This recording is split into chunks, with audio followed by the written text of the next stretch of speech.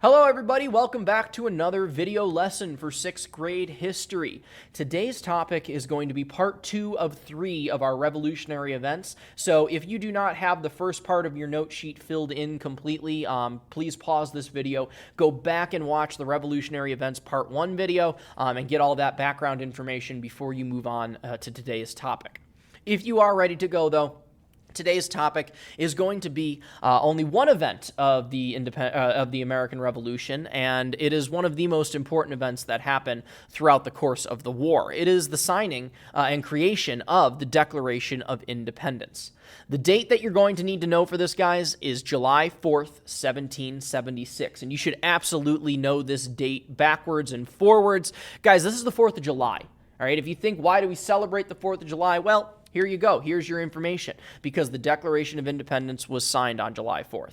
And we call it Independence Day, another name for the 4th of July, again, for this reason, because we are celebrating the day that we declared our independence from Great Britain. If you remember from back in part 1, we talked about the First Continental Congress and how 55 delegates from 12 of the 13 colonies had met in Philadelphia to discuss what to do about the Intolerable Acts. Well, they had agreed at the end of the First Continental Congress to meet a second time if the king did not take them away. And as we know, since the war has already started, the king definitely didn't take away the Intolerable Acts. So during the meeting of the Second Continental Congress, fighting had already begun. Obviously, we've already covered 2 battles, the Battle of Lexington and Concord and the Battle of Bunker Hill. Thomas Jefferson, though, took the lead role in writing the Declaration of Independence. So we've mentioned him in our Revolutionary People's Notes, and his key words was primary writer of the Declaration of Independence. So this bullet point here shouldn't be any new information for you. We've discussed who wrote this for a couple of days now. Jefferson didn't come up with everything on his own, though, all right? He had to work with some people and pull some ideas from documents that had already been written, okay? And there was a British philosopher whose ideas really influenced Thomas Jefferson in his writing of the Declaration of Independence. And the name of this man is John Locke, all right? He is a British philosopher who created a lot of the policies about human rights and equality of all men that found its way into the final draft of the Declaration. And then, of course, finally, the Declaration, after it was completely written and approved, was signed on July 4th, 1776, same as the date that we had already mentioned in Bullet 1. Now, we know that the Declaration gave us our independence from Great Britain, or at least it declared that we were finding ourselves independent of Great Britain. But what did the document actually say? Okay, there's going to be 4 key ideas of the Declaration of Independence, and you're going to see those listed underneath the general information for the DOI. You're going to find the 4 key ideas listed there as well. The first, and probably one of the most important philosophies in the Declaration, is that people have certain unalienable rights, okay? And unalienable means that you can't have them taken away, okay? And these rights are called life, liberty, and the pursuit of happiness. So, of course, everybody has the right to live, and taking that right to live away from you is called murder, and that is illegal. So you are not allowed to do that because that is an unalienable right that nobody can take away from you.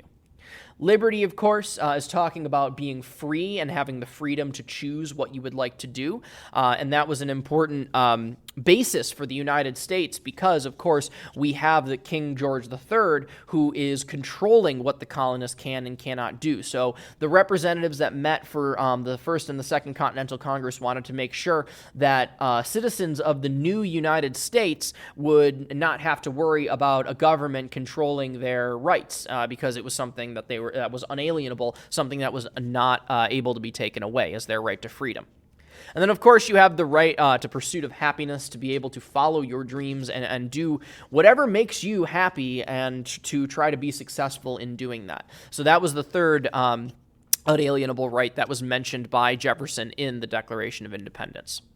The second key idea that came out of the Declaration is that people start a government, or people establish a government to protect these rights. Those 3 rights that were mentioned, those unalienable rights, we set up a government to make sure that nobody can take those away. So it's a government's job to protect those 3 rights.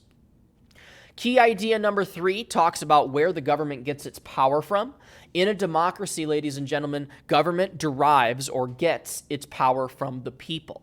Okay, we elect our representatives. In fact, we just had an election day not too long ago in November, and obviously the big topic of discussion was the United States presidency and who was going to be our next president for the next 4 years. But all over the country, there were senator elections and representative elections, local elections that all were chosen by the people. And if you put those people into a position of power, you are trusting them to make the right decisions based on what the citizens that live in your area want. So really, that's what it means when government derives its power from the people. If we vote these people in, we are giving them the power to make their ideas come to life. So it's important that we vote in the correct people that are going to be progressive and move our country forward in a positive way instead of bringing us back into ways that we don't want to return. And then finally, ladies and gentlemen, key idea number 4 of the Declaration is that people have a right and duty to change a government that violates their rights. So if we have a government that is violating any of the 3 unalienable rights that were previously mentioned, life, liberty, or the pursuit of happiness, we have the right to take that down and to change that government. And for us in the United States, again, that looks like an election. If we are unhappy with the person who is currently sitting in office, whether that be president, whether that be a congressman, or even your local town mayor, if you don't like the job that they are doing, you have the right and the duty to vote and change that government to make sure that they are following the guidelines that were set forth in the Declaration of Independence. So those are the 4 key ideas of the Declaration, as well as the background information that you need to know. I know, like I said, this is a very short video today, but I'm sure you're very happy after the 19-minute video we had for part 1. So make sure that all of your notes have been filled in correctly, and if you need any repeated, you can rewind this video and have those repeated. We will be going over these briefly to make sure that everything has been put in correct.